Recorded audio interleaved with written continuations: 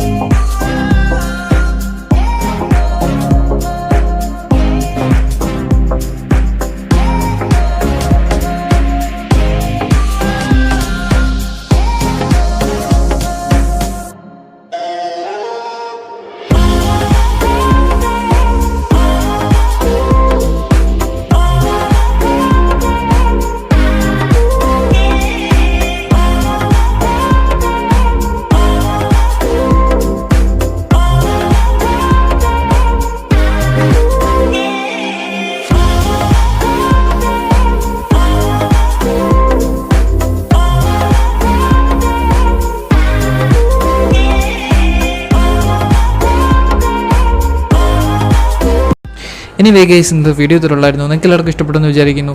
അപ്പോൾ അടുത്തൊരു നല്ലൊരു വീഡിയോ ആയി വരുന്നവരെ ബൈ.